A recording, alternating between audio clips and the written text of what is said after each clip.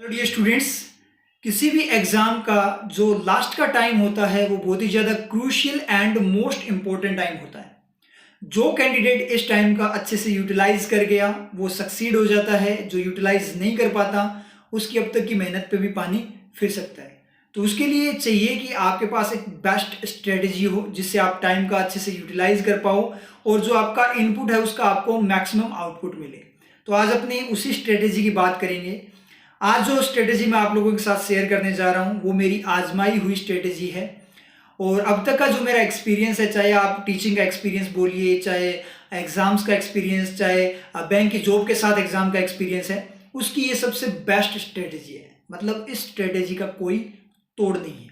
ठीक है, तो आज अपने उसी स्ट्रेटेजी पे यहाँ पे बात करेंगे। और आज जो मैं बात कर रहा हूँ स्ट्रेटेजी की वो अपने आरबी असिस्टेंट के एग्जाम के रिगार्डिंग करेंगे, क्योंकि अभी आपका जो आरबी असिस्टेंट का जो एग्जाम है उसमें ज़्यादा टाइम अपने पास नहीं बचा है। तो अपने को यहाँ पे ऐसी स्ट्रेटेजी चाहिए जिससे अपने एक तीर से कई सारे शिकार कर पाए। तो वही स्ट्रेटेजी मैं आप लोगों के साथ शेयर करूंगा। तो सबसे पहले अपनी बात करते हैं आरबी असिस्टेंट का जो एग्जाम पैटर्न का जो ट्रेंड है उसकी। देखो, एग्जाम इतना टफ नहीं होता, लेकिन जो कट ऑफ होती है वो बहुत ज़्यादा हाई रहती है। चाहे आप कहीं से भी अप्लाई करो, 90 के अराउंड कट ऑफ जाती है। मतलब आपको 90 मार्क्स तो सिक्योर करने ही पड़ेंगे। थोड़ा प्लस माइनस हो जाता है, लेकिन इतने मार्क्स तो आपको सिक्योर करने ही पड़ेंगे। और ये जो चीज़ है वो इसका जो है वो की फैक्टर है, और ये जो पॉइंट है वो इसको अदर जो बैंकिंग एग्जाम्स है उससे डिफरेंट बनाता है। और यहाँ पे जो बहुत सारे स्टूडेंट्स की एक जो मेंटेलिटी है वो यहाँ पे पूरी तरह से धराशायी हो जाती है कि 2 सब्जेक्ट्स को अपने क्या कर लेंगे, स्ट्रॉन्ग बना लेंगे, उसमें अच्छा स्कोर कर लेंगे, और एक सब्जेक्ट को थोड़ा हल्का फुल्का मतलब रखेंगे, उसको मतलब हल्के में ले लेंगे और उसमें ओनली कट ऑफ क्लियर कर लेंगे। तो इस एग्जाम में आप ऐसा बिल्कुल भी नहीं कर सकते, क्योंकि अगर मैं एग्जाम्पल की फॉर्म में बात करूं, वैसे तो जो हल्का फुल्का सब्जेक्ट है वो मैक्सिमम के लिए अपना फेवरेट वाला ही है, इंग्लिश। तो उसी का एग्जाम्पल लेते हैं। मान लो आपने मैथ्स एंड रीजनिंग में आपने बहुत अच्छा स्कोर किया। कितना स्कोर कर सकते हो आप? मैक्सिमम 70 कर सकते हो। अब कट ऑफ यहाँ पे 90 के अराउंड रहेगी, तो मिनिमम आपको 20 मार्क्स सिक्योर करने पड़ेंगे इंग्लिश सेक्शन में। और मुझे नहीं लगता है जब आप हल्के फुल्के में ले रहे हो और वहां पे आप 20 मार्क्स स्कोर कर जाओ, पॉसिबल नहीं है। क्योंकि वैसे इम्पॉसिबल कुछ नहीं होता, लेकिन यहाँ पे अगर मैं बात करूं, क्योंकि एक तो सब्जेक्ट को आप बिल्कुल इग्नोर कर रहे हो, तो वहां पे पॉसिबल भी नहीं है।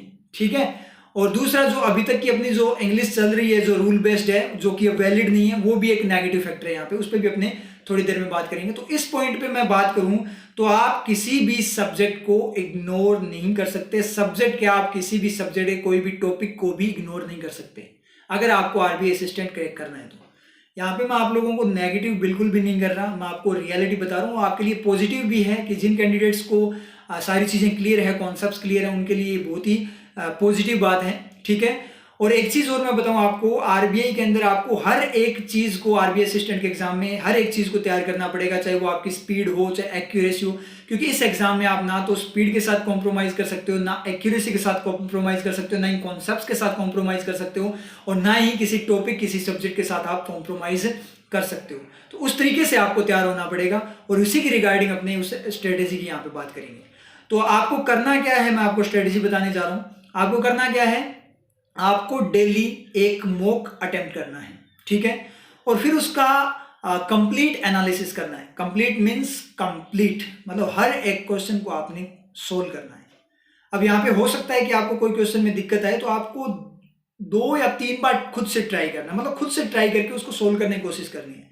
अगर फिर भी नहीं हो पाता है तो आप सॉल्यूशन को रेफर कर लीजिए। लेकिन सॉल्यूशन रेफर करने का मतलब ये नहीं है कि आपने सॉल्यूशन रेफर किया तो बाद में कि हाँ ठीक है हो गया, छोड़ दिया उसको। नहीं, सॉल्यूशन रेफर करने के बाद भी आपको उसको फिर सोल्व जरूर करना है एक बार। ठीक है, तो इस तरीके से आपको करना है डेली एक टेस्ट, फिर उसका कंप्लीट एनालिसिस। तो इससे आपके टॉपिक भी क्लियर होंगे, क्योंकि अब अपने पास इतना टाइम भी नहीं है कि आप टॉपिक करने बैठ जाओ। टॉपिक करने बैठ गए तो आपकी प्रैक्टिस नहीं होगी, और विदाउट प्रैक्टिस, क्योंकि आरबीआई असिस्टेंट का एग्जाम ऐसा है जिसकी कट ऑफ के अकॉर्डिंग अगर मैं बात करूं तो आपकी प्रैक्टिस भी अच्छे वाली होनी चाहिए, आपका नॉलेज भी अच्छे वाला होना चाहिए, मतलब आपकी हर एक चीज आपकी परफेक्ट होनी चाहिए, तभी जाकर आप इसको क्रैक कर सकते हो।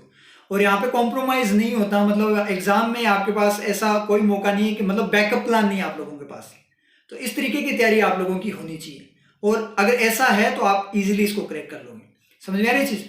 तो ये चीज़ हो जाती है। अब इस तरीके से आप इस स्ट्रेटेजी को फॉलो करोगे तो आपके देखो मैथ्स रीजनिंग में तो कोई इश्यू नहीं है, आराम से मतलब टॉपिक भी आपके बन जाएंगे, सारे कॉन्सेप्ट्स क्लियर होंगे, प्लस आपकी स्पीड भी आएगी, एक्यूरेसी भी बनेगी, आपकी कॉन्सेप्ट्स भी क्लियर होंगे, सब कुछ होगा यहाँ पे, मतलब एक तीर से बहुत सारे शिकार होंगे। लेकिन दिक्कत आती है इंग्लिश सेक्शन में। अब वोकेब तो चलो कोई ना, कि जो आपका क्वेश्चन आया है वहाँ, मतलब जो आप मॉक दे रहे हो उसमें जो वोकेब आपने उसको नोट डाउन कर लिया और उसको तैयार कर लिया, जिस तरीके से आपको मैंने बता रखा है वोकेब को कैसे तैयार करना होता है, जो अपनी वोकेब की क्लासेज है उसमें मैंने आपको बता रखा है, एक बार गो थ्रू कर लेना, पता लग जाएगा आपको, ठीक है। जिनको भी नहीं पता है तो उस तरीके से वोकेब तो तैयार कर लोगे, लेकिन टॉपिक्स का क्या करें, इंग्लिश में भी तो टॉपिक्स होते हैं, उसका क्या करें।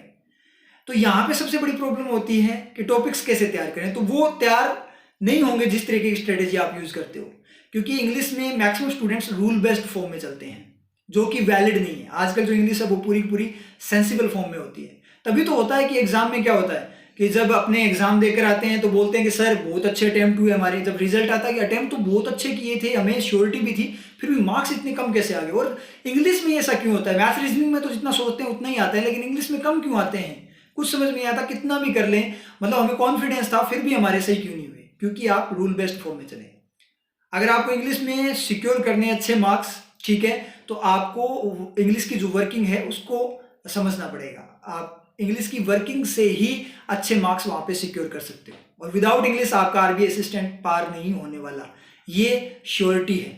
अब वर्किंग ऑफ इंग्लिश क्या होता है, तो उसके लिए मैं जो डिस्क्रिप्शन है उसमें आपको प्लेलिस्ट दे दूंगा, उसको आप गो थ्रू कर लेना, वहां से आपका जो ये जो प्रॉब्लम है वो भी सोल्व हो जाएगी। तो सबसे पहले आपको टेंसेस वर्किंग की जो क्लासेस है उनको पहले गो थ्रू करना है, उसके बाद आपको 30 डे चैलेंज इंग्लिश कोर्स है उसको गो थ्रू करना है, ठीक है।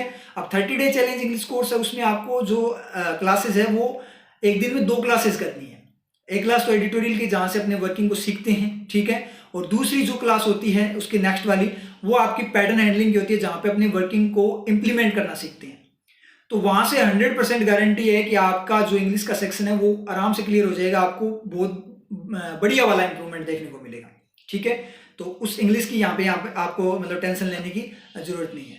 अब बात करें तो आप जो ये जो स्ट्रेटेजी मैंने आपको बताई है इसको आपको ऑनेस्टी के साथ फॉलो करना पड़ेगा, और सब्जेक्ट आप बिल्कुल भी इग्नोर मत करना, कोई भी, मैं फिर से बोल देता हूं आपको, आप मतलब इस एग्जाम में आप कुछ भी इग्नोर नहीं कर सकते। हाँ, एक चीज इग्नोर कर सकते हो, वो क्या, कि अगर आपके पास ऑलरेडी बहुत अच्छे वाली स्ट्रेटेजी है जिसके थ्रू आपके मॉक वगैरह में आपके 90 के अराउंड मार्क्स आ रहे हैं, तो आप मुझे इग्नोर कर सकते हो, मतलब जो मैंने स्ट्रेटेजी बताई है उसको इग्नोर कर सकते हो। लेकिन फिर भी अगर मैं आपको बताऊं, अगर आप इस स्ट्रेटेजी को थोड़ा इंप्लीमेंट करके देखते हो तो आपको उसमें इंप्रूवमेंट है, उसमें और ज्यादा इंप्रूवमेंट देखने को आपको मिलेगा, और ये जो इंप्रूवमेंट आपको कुछ ही दिनों में देखने को मिल जाएगा।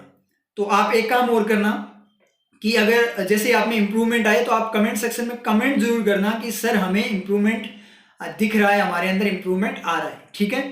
और एग्जाम जब आपका हो जाए तो वहां पे भी आपको कमेंट करना है कि एग्जाम में भी हमें इस स्ट्रेटेजी से फायदा हुआ है।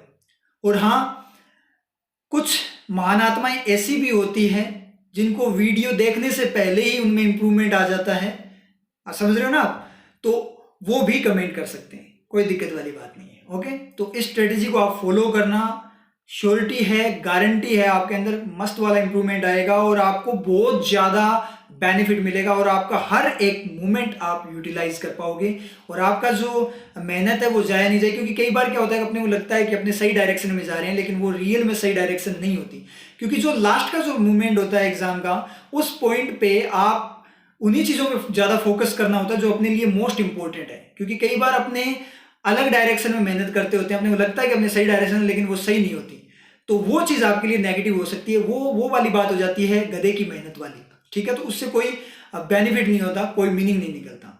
तो इस स्ट्रेटेजी को फॉलो करना, श्योरिटी है, क्योंकि आजमाई हुई है, आपको बहुत अच्छे वाला इंप्रूवमेंट मिलेगा, ठीक है। So that's all, okay, all the best for the exam.